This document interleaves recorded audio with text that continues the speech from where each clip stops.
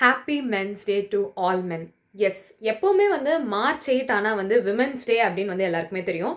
ஆனால் இன்னைக்கு November 19 men's டே அப்படின்னு சொல்லிட்டு விமனை விடுங்க, மென்னுக்கே வந்து பாதி பேருக்கு வந்து தெரியாது. என்னப்பா இன்னைக்கு விமென்ஸ் டே மாதிரி மென்ஸ் டே வந்து கொண்டாடுறீங்களா அப்படின்னு தான் வந்து எல்லாருமே கேட்பாங்க. அப்படியே வந்து தெரிஞ்சாலும் அதெல்லாம் எது கொண்டாடிக்கிட்டு அப்படின்னு சொல்லுவாங்க.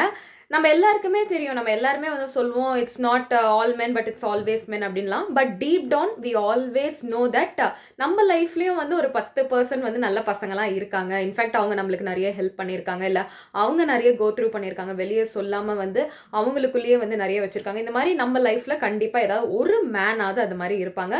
ஸோ அவங்களுக்கு இந்த வீடியோவை ஷேர் பண்ணி விஷ் பண்ணுங்கள். அது வந்து உங்கள் அப்பாவாக இருக்கலாம், இல்லை உங்கள் அண்ணாவாக இருக்கலாம், தம்பியாக இருக்கலாம், ஃப்ரெண்டாக இருக்கலாம், கொலீகாக இருக்கலாம், யாராக வேணா இருக்கலாம். They deserve to celebrate at least one day. அவங்களுக்காக ஒரு செலிப்ரேஷன் வந்து நம்ம கண்டிப்பாக பண்ணி ஆகணும்.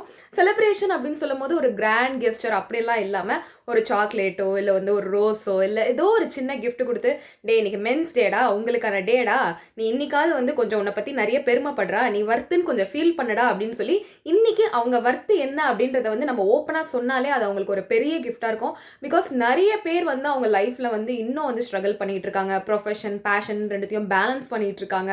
இன்னும் நிறைய மென் வந்து என்னன்னா எல்லாத்தையுமே வந்து உள்ளுக்குள்ளேயே வந்து வச்சுட்டு இருக்காங்க. இந்த மாதிரி எக்கச்சக்கமான கேட்டகரிஸ் வந்து நம்ம சொல்லிட்டே போகலாம். அவங்களுக்காக இந்த ஒரு சின்ன மெசேஜ்.